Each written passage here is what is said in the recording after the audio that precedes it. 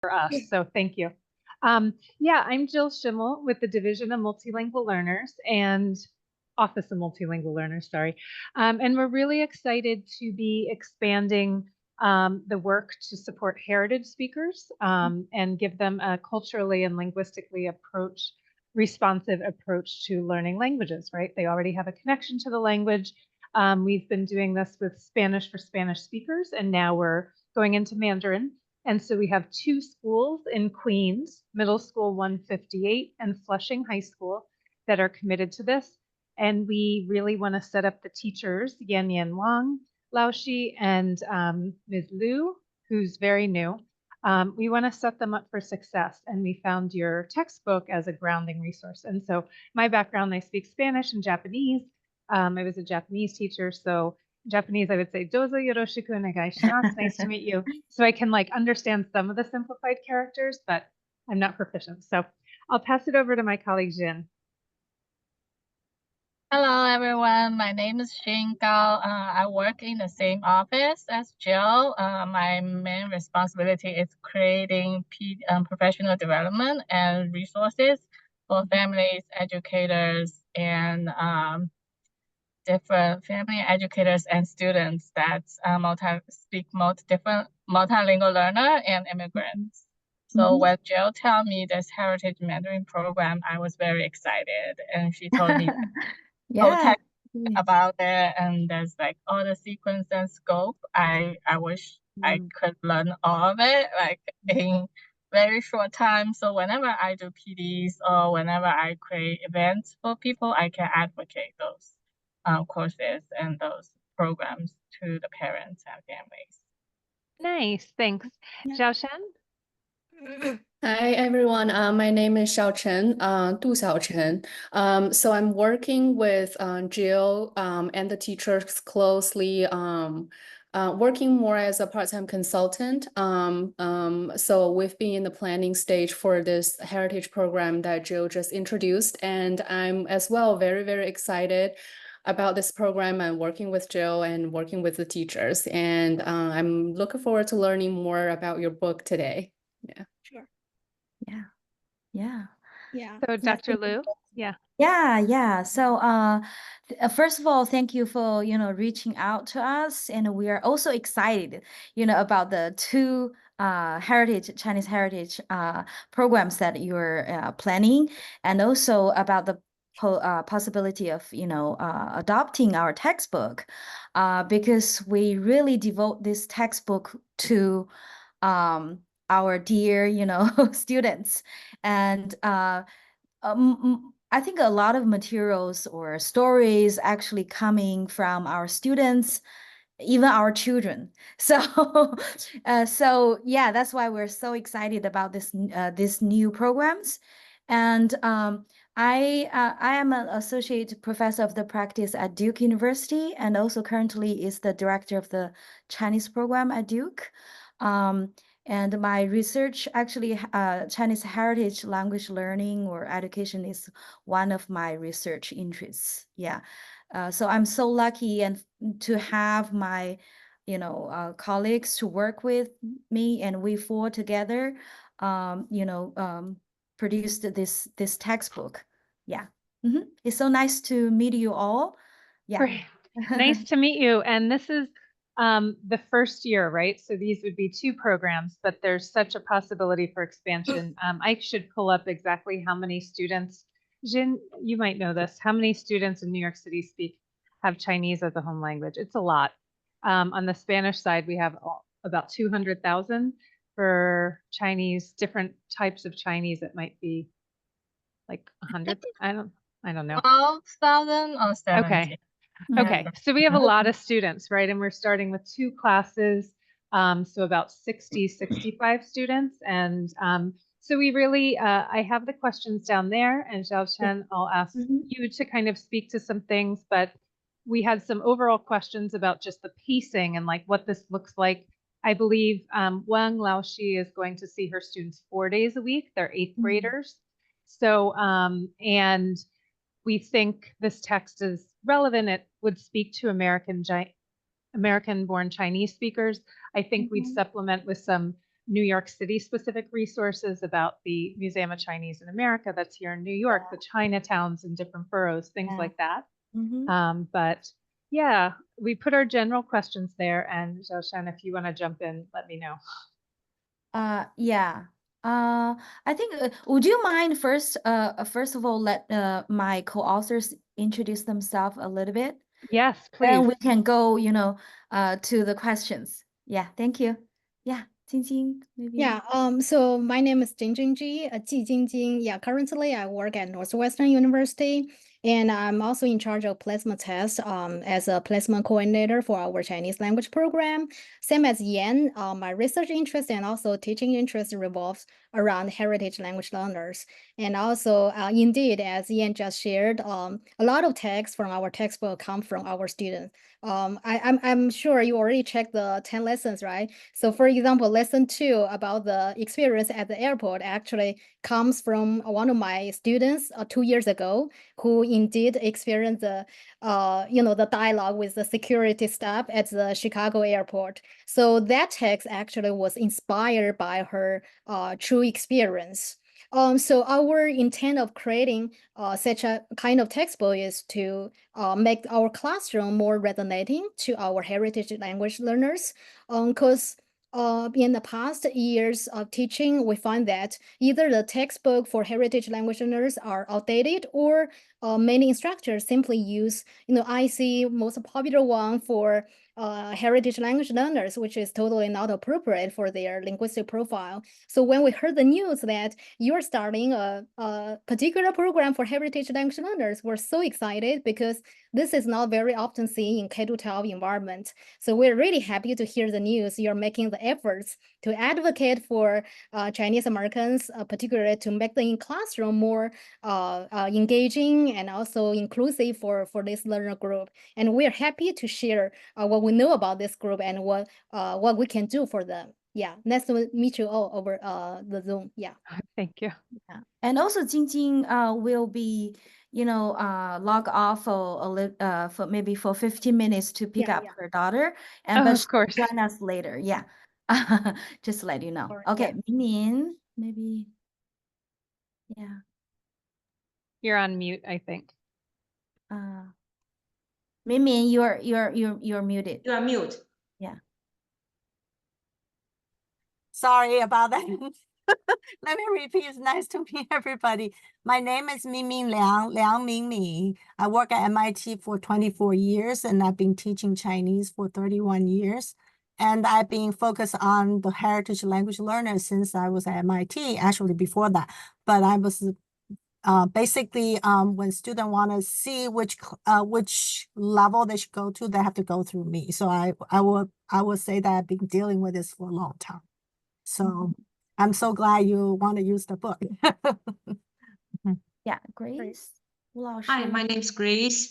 In the past 30 years, I was in charge of the heritage track at UPenn. So we have 3 different tracks: the regular track, the heritage track, and the fast track.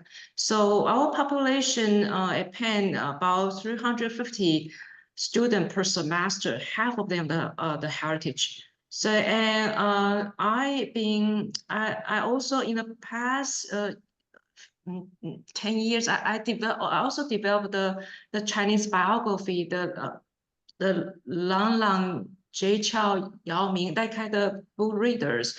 And also last year I started using my own textbook, the one you are thinking to adopt it.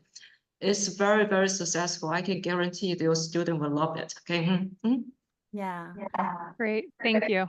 And actually, to that point, can you kind of start off with like who this was written for, and then how much this text is being used? Has there been district-wide adoption? Where it's being used?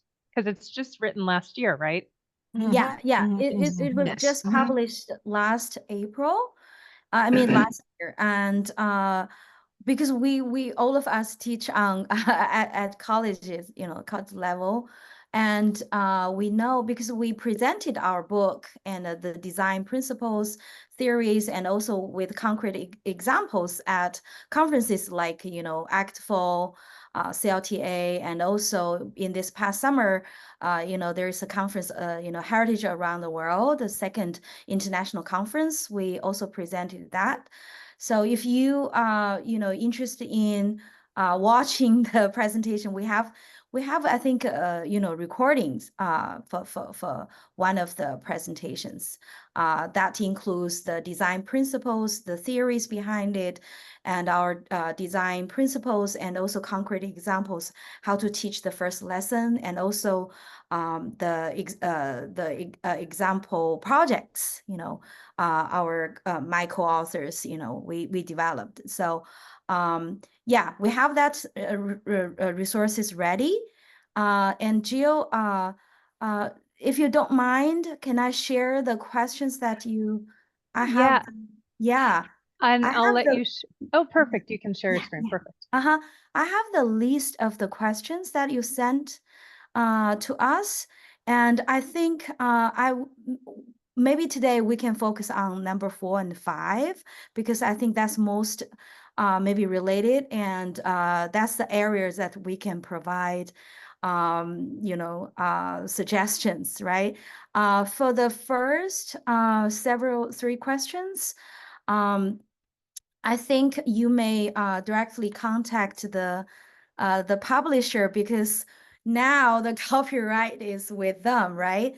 So what to be, what can be printed and activities to be shared.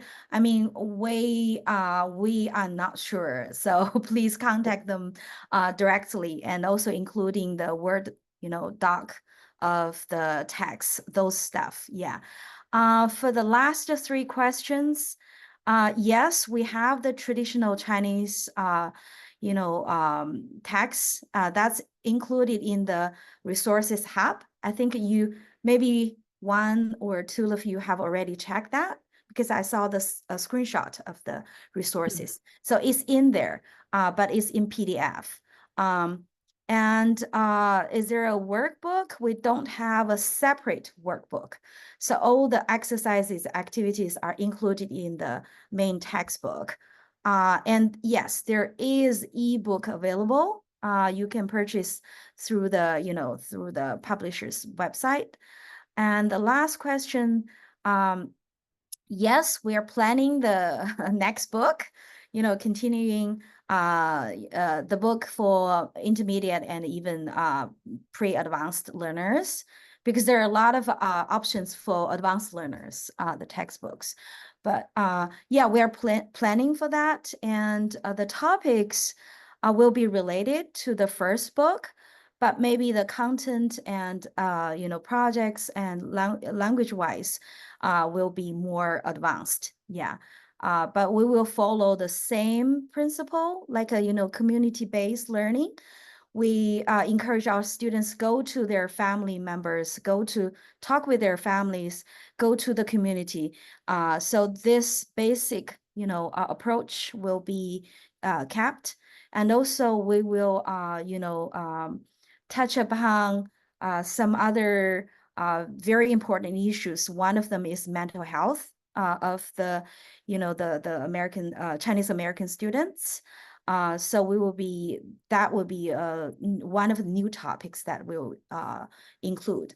But based on our experience, our own experience, and also feedback from our colleagues in different universities across the US,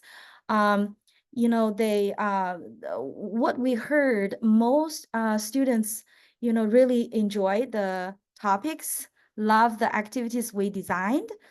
Even though we know there's some room, there is still room to improve, right? In our next edition, but in general, we got very positive feedback, which promotes us to write the second book. For high school, we know that there are some high school like Colorado Academy.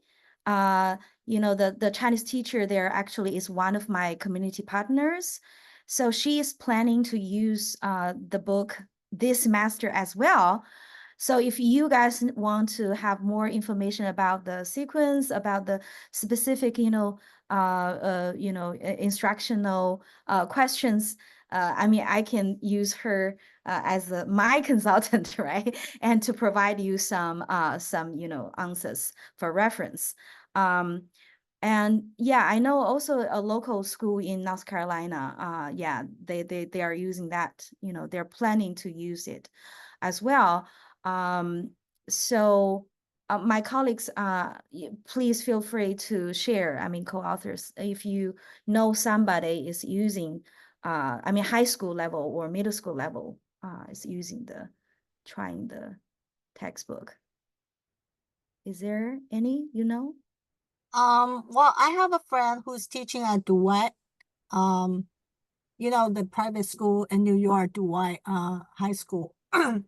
Well, she's teaching one of the heritage language learners, and then she said she would, because it was very new, and she said she would use it in some ways. Then I can ask her how did she use it, all these things. So that's just she's, because it was a very new book, so she had her lesson planned. So she's like, this is a great for supplementing something, and I have no idea what she does for her this particular class, but she says it's very suitable. So that's all I can say before I really talk to her in details. That's what I can Yeah. share. Yeah, we are curious about your students' background, so we can share the class lesson pass to you. Okay, so how many students in your class and what's their speaking and abilities? Anything help? Yeah, so Yen Yen Wang Laoshi is going to be teaching the 8th grade class. She's been very involved in the planning, and Dr. Du and I are meeting with her. She taught students 7th grade Mandarin, like for L2 learners, right? And she had many heritage speakers in there. So the school is opening a heritage track. She has not done a formal assessment, but she knows they all have oral language, but she says they may have varying levels of literacy skills. She said that some of the students, I think they're trying to identify about 33 students for this first section. They would all be 8th graders that have intermediate oral language probably. And then I said it would probably be best if she found some students that have similar literacy levels. It came up that some students may need Pinyin, but I don't know if that's true if they're only looking at a subset of 33. I think she's going to try to find some students who are comfortable with reading and writing in simplified Chinese. Some may be attending weekend schools, some may not. So Dr. Du, do you have any more information based on talking to Wang Laoshi? Actually know about the specific students' language and literacy levels, Chinese reading and writing levels. I'm afraid not, but I'm actually curious to know, as I was hearing you, introducing where your stories are coming from, and the students and teachers that have been using the textbook, and like you say, the students really enjoy the topics, and it has been a success. My question is that when you said that stories come from your students, and I'm curious to know what grade levels were the students in? So like the context that the stories were based in. And then when these textbooks were used in classroom, what kind of classroom? You mentioned there are maybe like 2-3 high schools that started to use, but you also said some students already like the topic a lot. I'm curious to know who those students are. Yeah. Yeah. So I will start first, and yeah, maybe my co-authors can add. So first of all, it's very interesting. Our students' profile is similar to what you have here. you know, in terms of the how well they can read and write, right? They learn the language through listening and through speaking. So that's why in our textbook we ask the teachers start from listening first. Listen to the story, listen to the text first, and then have some, you know, warm-up discussions, because they understand what is going on, right? But just they cannot match the, you know, the meaning or the form with the, you know, with the meaning with the written form of the, you know, the language. So that's why we start from listening and speaking, and then move to the, you know, reading and writing part. And the projects is kind of like a showcase or a combination of integration of all the skills together. So students need to demonstrate, right, how they can do info skills on the topic focused. Yeah, so that's that. And so I think later my co-authors, you know, will show you the concrete example or the chart, you know, a flow chart of how we organize our teaching. I don't know whether you have checked the PowerPoint we provide on the resources. So on that, actually, if I mean, the teachers can follow the PowerPoint, the procedure, the steps. You know, we and also we provided a lot of additional materials that teachers can choose, can adapt. Yeah, but cognitive level, I would admit that, you know, yes, college students, they're more advanced, you know, cognitively than high school students and middle school students. And so I think our suggestion is for middle school and high school teachers, when you make a decision about which activity to do, you should, or, you know, how much time you spend on a text, you have to think about, you know, whether they can understand maybe, or how much they know about the social, the issue. For example, like, you know, at the security check, do they have such experience, right? You have to consider about that. For most of the college students, they have the experience, they are more mature, right? They have, you know, run across more complex situations in life. So yeah, so I think it's the teachers' decision, and also you know, knowledge of their students, and you know, you have to adapt, you know, in that part. Yeah, so that's my answer. Yeah. Well, I can jump in because I've been doing this for this long. So I can tell you I'm responsible for the heritage language learner the first year. So the first semester and second semester. And my student levels will be speaking and listening are good, but actually half of them don't read and write. They don't know any characters. I just want you to know this is how I start. And I have some students went to Chinese school when they were really, really young, so they forgot a lot. So this is how I start with my class. In terms of student really like it because I have freshmen who just graduated from college. They came, so I will see them as a younger generation rather than the senior and junior. The things that the response I get is, I finally learned the Chinese is about me. That's what they talk about. So I assume that's what interests. For instance, we have a lesson talking about Mandarin and dialect, so-called 方言, right? So we have a lot of students actually speak dialect at home. So this is a very, very interesting issue to talk about in class. And my way of teaching, I always want them, ask them to give question or ask me. I'm not going to say this is right or wrong. So we have really engaged discussion, and they didn't know how many dialects in China. So it's eye-opening experience. And we have the real video like teaching you, just say, I'm full. And all kinds of dialects. Students, totally eye-opening experience for them. So this is just one of the example. I said my student really liked the book because they put it. This is first time I learned Chinese is about me. So that, I think that's, you know, summarize the idea. And this is the level I'm teaching. So I'm sure a lot of your students probably their proficiency level is very similar to mine. So this is the concrete things I can offer. Yeah. Thank you, Liang 老师. So as a follow-up, so Jill and Yan, Wang 老师and me, we all think that the topics are very interesting and it's very relatable to the students that we're gonna have in the classrooms. Like you said, it's a very good starting point to engage the students already. So you mentioned that you use this book with your students, and I think both the teacher and I will be interested to know, so aside from the book, did you have to create a lot of extra materials, resources to, since you mentioned the students oral language is good, speaking and listening, but half of them don't really read or write.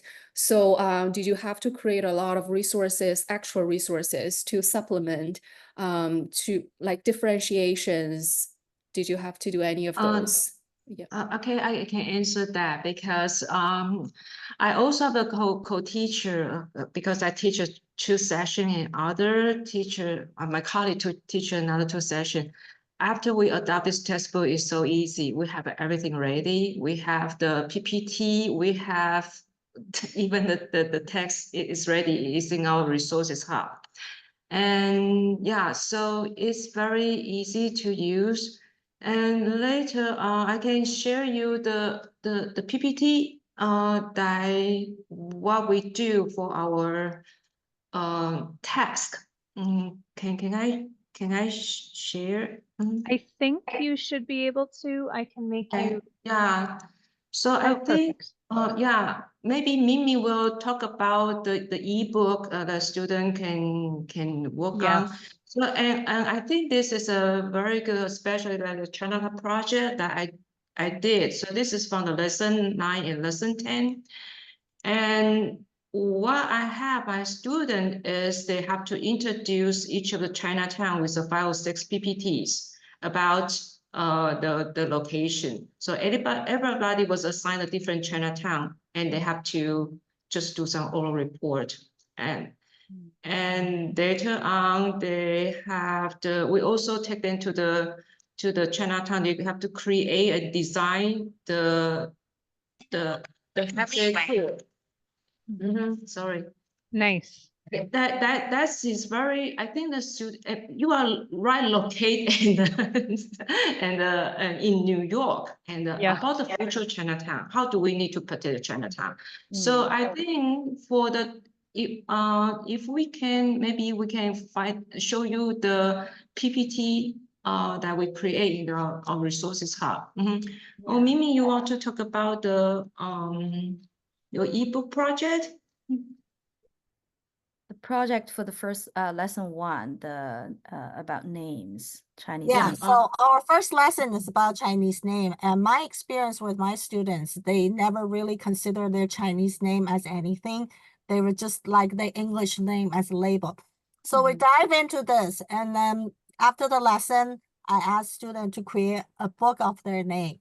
So I have a detailed instruction on everything. I mean, this is just example, which is a huge success. Why? They finally realize what their the significant meanings of their name, and they know some cultural background, and they're very excited, and they feel very strong to go on to learn Chinese. So the book is a huge success. Basically, I asked them to not just find out the meaning, I have to because there's a way to find out the origin of your last name. So I'm just quickly introduce this. So, and then the naming culture in your home and an anecdote about yourself. So anything they create, I think not just that, it's the interaction, because after the book create, I ask each student to read 2 classmates' book and give oral feedback. So they reinforce, and reinforce. And every book they create, they wrote, because not everybody know the words. They have to read it out loud, record it, and that can be on the book itself. Just book creator is very easy to, very powerful. I'm sure a lot of schools use it. And they can listen and read a text at the same time. So this is, you asked about the additional resource. This is another way to improve the literacy, because everybody is different. I'm trying to answer Dr. Du's question. So this is just Yeah. the book they create. It can be Mhm. very creative in terms of art. Yeah. And to read and listen, that's very important for heritage language learner because they can read, but they might be able to understand by listening. So they read, listen, and read the characters and listen to the recording of each student's record their own text. So when they do interaction, it's fabulous. Thank you, I- Mimin. Yeah. Yeah, thank you, Mimin, and Grace for showing those concrete examples. I think Xiaochen's major concern, or colleague, her colleague's major concern is how can we adapt or use this book to a group of students with different proficiency levels in reading and writing, right? So I think the most important thing is for the introduction chapters on the basics of pinyin and characters.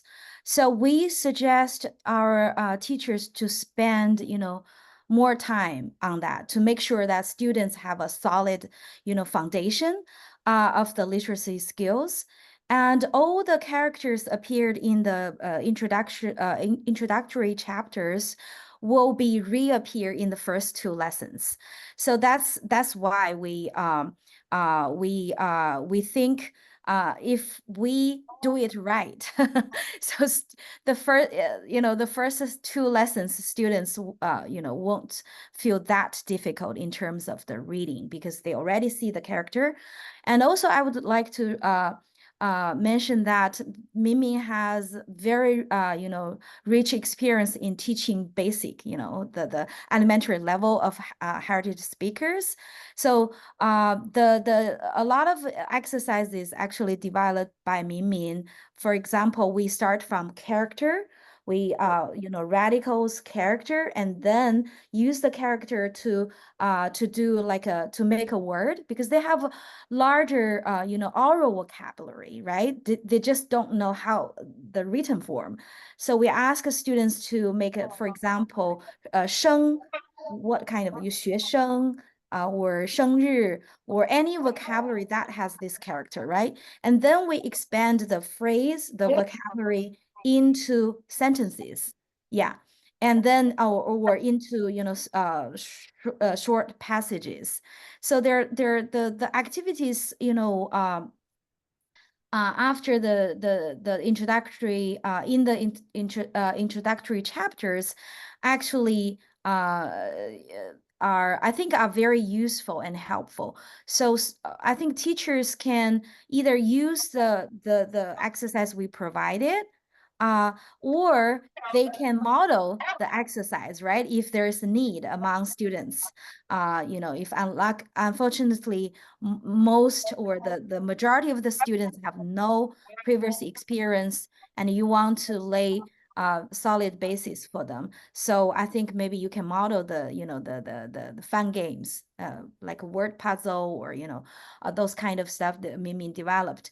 And yeah, I think it's totally depends on who your students are, and the what they can read or what they can write. Yeah, but just as my co-authors mentioned, our students, we also have students from zero background in reading and writing, but we tried.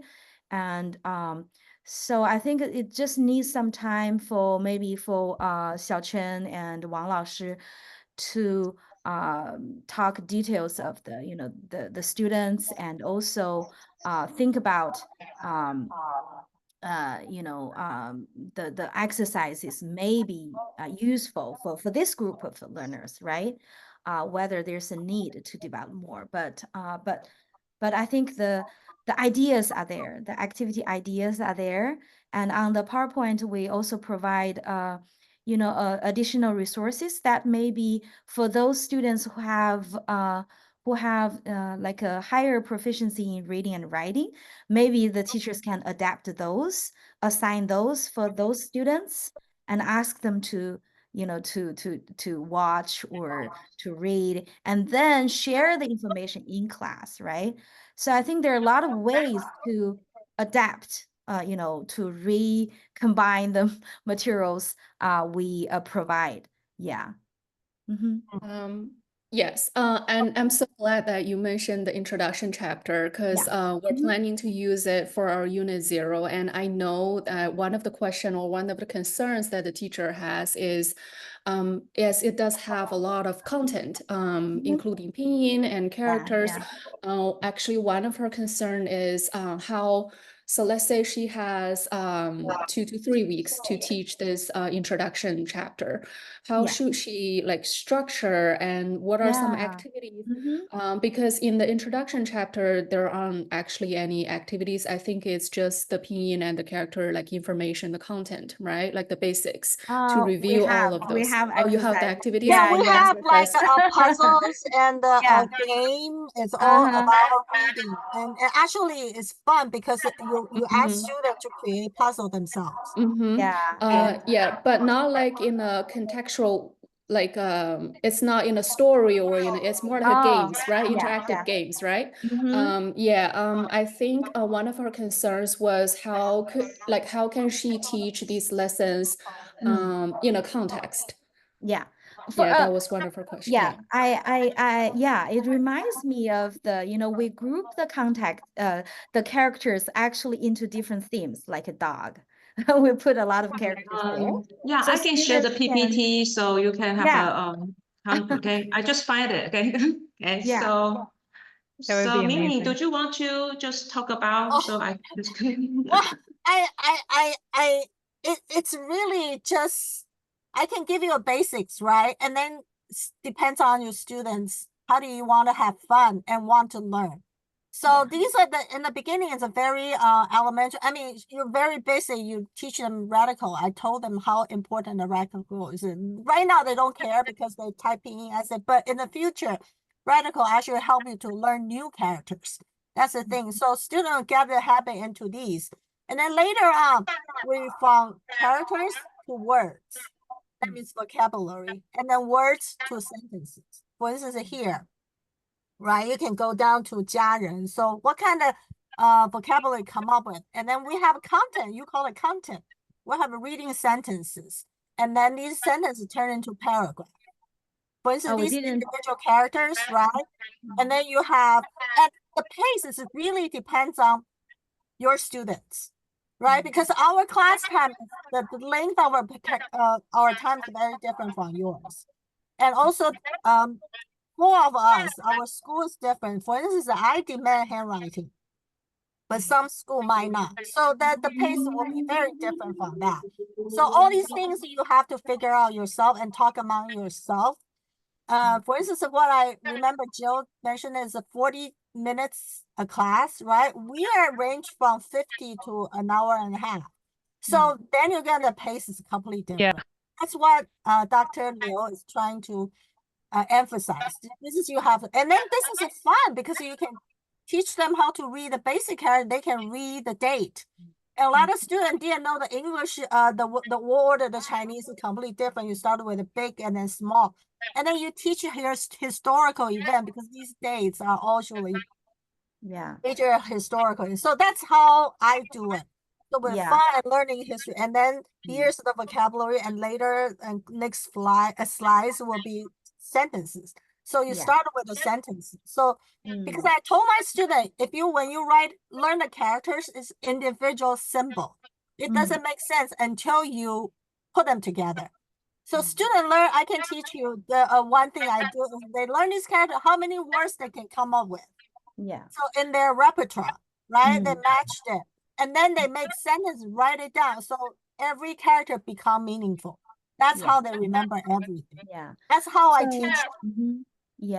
I just tell them to memorize characters. So you have to guide them.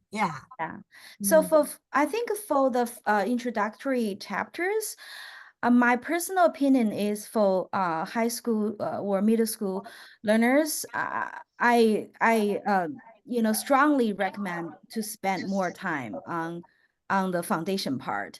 So in college, because we have a set schedule, we have to squeeze everything into one semester, right? So for our college students, we plan to use this book for a whole year, but maybe for you, maybe 2 years, just slow down, especially at the beginning, to lay the very solid basis in terms of the literacy. And then, as you said, the topics are interesting, but how can students use the language, right? So that's that's our suggestion. Yeah. And also maybe for this level, maybe fun games are more attractive, like do competition of the finding the correct radicals, or use the paper cards, and to ask students to make a sentence, right? There are a lot of very interesting ways to introduce the character and ask them to do combination to create their own sentence. Just I think the pace, especially slow down at the beginning. One of the best feature I think in this textbook is because for the heritage speaker, they already know how to speak and listen. So, but when we want to go to the top down, okay, the test, the lesson will the characters be too overwhelming. So we kind of pick the lesson 1 and lesson 2, all the characters, and put into the writing system, and repeat those characters until we move to the lesson 1, the real lessons. So that will reduce students' anxiety. Okay. So they have to have some basic foundation of the Chinese writing system. Is very important. And that's just a big question. We don't know if we can assume they all have a foundation of those characters, right? And so we also, as part of this effort, we will provide a class set of textbooks. We will provide coaching, in-person visits. And then also we will provide funding for Wang Laoshi and Lu Laoshi to give the stamp 4S assessment. Are you familiar with the stamp assessment? Okay, I can put a link to it, but essentially, I was going to ask you about that, but yeah. And basically it's there are demos, and Dr. Du and we did this yesterday, right? But it's a digital assessment, and I have real questions about if students are used to typing in Chinese, right? So keyboarding skills. But essentially, they would do this over a few days in a computer lab, maybe, or on laptops. And then they're going to, what was this? Did we say it was clothing, right? I can read some of it, right? And then, so it starts with reading and listening. And then after they finish this is the name card, right? I can tell this from my Japanese background. This one we said it was France. They told me the answers yesterday. And so then students get individual score reports. For this year, for these 2 classes, we did not get to give students assessments in June, right? So now it's September. We're trying the best we can to identify the students for the class. For cohort 3, which so basically this is 2 classes that will open this fall in September. And then around December or January, we will work with districts to identify new schools to open programs for fall of 2025. And so next year, hopefully maybe in spring of 2025, maybe we have 10 schools that want to open Mandarin for heritage speakers programs. We will give them funding to give this assessment to their current students so that this will help them plan that first class. But for Wang Laoshi and for Flushing, they did not have a chance to give this assessment to their students first. And this is an example of the score report. So it shows how our students in reading, how are they in writing, listening, and speaking. So this she will give to them in September. So. Okay. Yeah, what I can add is like when teaching heritage language learners, particularly for like the beginners, I think the first 2 or 3 weeks are really, really critical. in my last year when I used the textbook, even for some students who already have some basic foundations for literacy, they're kind of panic. Because given when they read the first lesson in our textbook, they were overwhelmed, saying like, "Oh, I only recognize probably 20% of it. How am I going to survive in your course?" So the first 2 or 3 weeks, what I did a lot is try to encourage them and motivate them, and also build the confidence in their ability of learning Chinese. I think Du Lao should just bring up a very good point, like how to contextualize your Chinese character teaching and how to make it meaningful. If I have time, I could quickly share with you like the slides I used in my class for the Chinese character part, but basically based upon like what Mimi has just shared. So as you just, can you see my slides here? Yes. Yeah. Yeah. So as Mimi has just introduced, it's all theme-based. And the very beginning, I will, just as Yan shared, I will divide them into teams and then kind of play games. And then start from really simple characters from our introductory chapter and then go through it and build upon the characters. We will do sentences or phrases like this. Okay. And then build upon the phrases, we're going to build up sentences like this. Okay, so these sentences are meaningful to them because they already know how to speak it. And then maybe they can come up with conversations with their peers in the classroom. And also in the first few weeks, I do Kahoot a lot. I'm not sure, yeah, we all use it a lot, right? So we use Kahoot to test their knowledge of Chinese characters.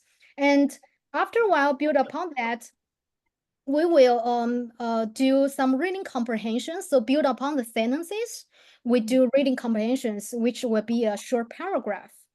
This is listed in our textbook too. So you can directly use the materials in the textbook to test out their reading comprehension and then answer the questions asked in the textbook. And even we ask students to come up with puzzles, which was designed by Liang Laoshi.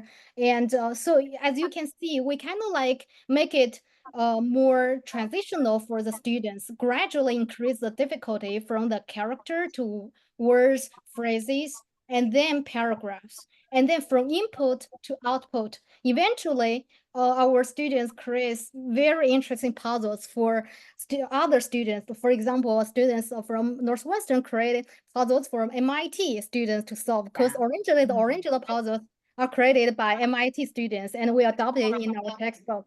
So as you can see, like, indeed, it's at the first sight, you might see it's just characters. But actually, if you kind of like tease it apart, it would be kind of a step-by-step teaching process from character to words to phrases to paragraph, from input to output.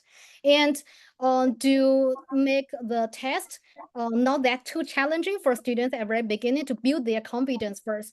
So in the course evaluation I received last year, one of the comments that I received from a lot of students is it is very challenging at the very beginning for the first 3 weeks, but after that they are so prepared for lesson one and they resonate to the lesson content and could enjoy the discussion. So I would say the very first 2 or 3 weeks is very, very critical for the teacher to get students prepared, particularly confidence. Yeah. Yeah, I think maybe so- it may take a I longer do- time for Yeah, high I school do students. understand Dr. Du's concern because it's unlike college, will have first year, second year. That means by their proficiency level. But in high school and a middle school, actually eighth grader can have a advanced level with the beginners. So how do you do differentiation in the class, right? It's because it will be hard for some kids never read, but will be too easy for the kids actually who can read. So I think grouping is very important, and also depends on the students' disposition. Some people like to work alone. Some people like to teach. Some people just leave me alone. Okay, I don't want to share anything. So this I is the have an part we don't. idea. We as a Yeah. college teacher, we didn't have experience. We can Yeah. provide the textbook, but for the interaction, really depends on the teacher how you group students. And for advanced student, how do you make them interested and they can share with the people who cannot read and write. Because they're all in a one class, which is really hard to teach. I totally get it. That's why differentiation is so important. Because we don't have that issue. We arrange the class by their proficiency. So I get what you mean. Yeah. But all these is just our tips telling you that. But the details really, because we don't know your students, we don't have experience with kids at this age. So that's just my honest opinion. I Thank hope I you. answered. And I know, and I scheduled this 3:45. We're already a few minutes late, but are you available till 4 so we can just kind of close up and think Yeah. about next steps? Okay. So I'm just kind of going back. I'm wondering, and Dr. Du, you can help me in these last few minutes. What are the most urgent sort of questions? I think we all agree that the introduction chapters are really important, really spend a lot of time and energy there to build a strong foundation. I would love if you could share those additional PowerPoints, if you don't mind, the ones you created to give texture and explanation to that ebook project. I think I was also wondering about like rubrics, for example, how you're launching this ebook is a very clear project for lesson 1. We had the question, does every lesson culminate in a project or an integrated performance assessment, something like that. And then can-do statements. This is something we were creating and we kind of started, we're building everything based on what we're doing in Spanish, right? We know it's very different, but the idea is that for each phase of a unit, we want to have very clear goals. And this also helps us, I shared with you the information about our new standards, right? It's 5 standards. And so we want to make sure that over a course of a unit, students are able to have sufficient interpretive opportunities, right? They get enough input so then they can move to interpersonal as well as presentational. I think those are there. Standard 4 is about products, practices, and perspectives. I think things might need to be added there.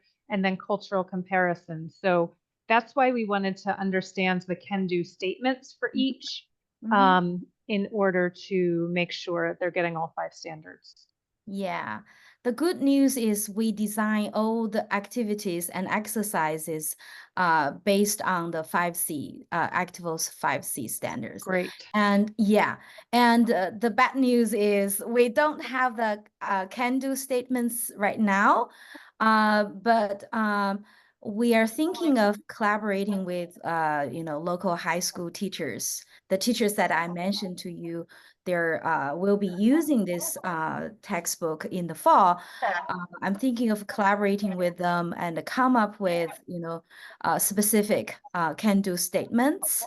But right now it's our, we have 1 week to go to start the new semester. So I don't think, we have time to come up with, a very systematic and very good can-do statements, but it's on our agenda. So if you guys can wait, I mean, maybe Give us after. the copy you made.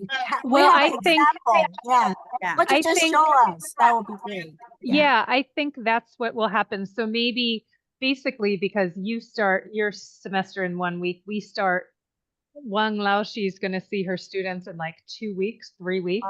There's a real urgency. So if you, for example, are able to share anything you showed us related to lesson 1, the PowerPoints to introduce the project, great. And I think we will move forward and I can even help with this, like just building out the can-do statements for at least unit lessons 1 and 2, which would get her through probably October or November. Okay. And then we can work from there. So it can be a collaborative effort because she wants to be able to, when she introduces lesson 1, have that in front of a student, maybe have them printed out and they kind of refer to it as the lesson goes on. So we do have a learning objective. yes, Right. I saw that. Yep. And so we were developing, I copied this from the text, right? So these are the learning objectives of lesson 1, which are great. So now we're kind of putting them in, which is interpersonal, which is presentational. Do we need to add more on products, practices, and perspectives, things like that? So we'll work on this one for lesson 1, and then maybe we can collaborate on lessons 2 to 10. Okay, thanks. Yeah. So other questions, Dr. Du, anything I missed, you think? No, I think we're good so far. Yeah.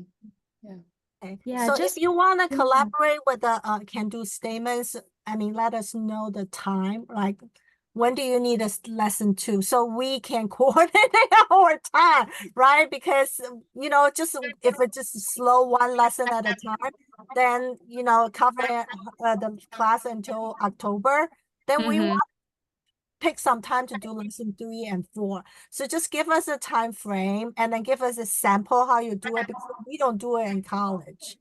So Right. yeah, so we need to follow your format. We don't want to just put things on. So Yeah. that would be, you know, our Yeah. model. That would be great. Yeah. Yeah, yeah. And also please feel free to contact us. Fine. And Dr. Du, yeah, please do so if you have more questions, you know, while Right. you work We can with have a Zoom the meeting. We teachers. find time to Yeah, do Zoom yeah, meeting and talk yeah. to Wang Yeah. Laoshi and do stuff like that. Thank Yeah. you. And we appreciate you being available. And I didn't expect all 4 of the authors behind this text to be available at once. So we really It appreciate happened just. Yeah. Yeah. We're so fortunate to have each other, you know, working on this Yeah. Okay. project. Yeah. Uh-huh. Yeah. Excellent. So thank you for this. I'll send a follow-up email and so I'll link to that sample. And I think we were just, and this is very messy, so I'm just showing you kind of internally what we were thinking and really trying to think about the pace of the year. And so she sees her students 4 days a week. She will see 7th graders. We're going to order 35 textbooks. One of the questions we did have on the Spanish side, of course, they're showing the diversity of the Spanish speaking world, right? All the different countries, all the different communities. And we want to think about our students. We don't know, we assume the majority are from mainland China, their families, but we might have some other students as well. So we wanted to kind of build that in over the year. This is the Museum of Chinese in America. They're great here in New York City. They'll help out. And there are some resources from different social studies resources. All of those are available. So obviously this is leftover from Spanish, but this is what we were thinking. There's only 18 instructional days in September. So if she even launches lesson 0 and introduces the can-do statement, she's not going to get very far in lesson 1 until October, probably, with the anchor text, the audio files, things like that. So I would say that by the end, maybe October 15th or so, it would be great to have some sort of lesson 2 materials ready to launch that later in October. Dr. Du, does that sound right? Yeah. So October 15th, you would like to have a can-do statement by lesson 2. Did I hear correctly? I think so. I'm trying to kind of write down here. Yeah. And then you also mentioned earlier, Dr. Liu, the recordings, right? From different conferences that you have. That would Yeah, be the great. presentation, our presentation. And then presentations from launching the lesson 1 ebook project. And then Jill to share lesson 1 can-do statements. And then lesson 2 can-do statements. I'll send all of this, but you all have access to this. Oh, good. Aim by 10/15, October 15th, Okay. right? Yeah. Will I see you at ACTFul? I will be there. Yeah, we'll be Okay. there. Yeah. Oh, that would be nice. Okay. Okay. I wasn't sure if I was going to stay for ACTFul, but I'm on the NECTFul board of directors, so I will probably go to ACTFul. So we will plan to meet up there. please Oh, come yeah, here. that's Yeah. me. Yeah, Absolutely. Yeah. Yeah. Absolutely. Dr. Yeah. Du, do you ever go to ACTFul? This year it's Yeah. in Philadelphia. Yeah, I I live think in Dr. Philadelphia. Just contact me. Yeah. Nice. And maybe we can get Wang Laoshi to go. Her school seems very supportive. So Yeah. maybe they will That would be great. fund. Yeah. Yeah, that would be amazing, right? Yeah, Oh, we yeah, can especially when we yeah. exchange ideas, the tips, we do it in the classroom. That would be, fun. Yeah. Very cool. Okay. So Yeah. thank you for your extra time. I'm going to stop the recording. I'll share all of this, but I really appreciate your time.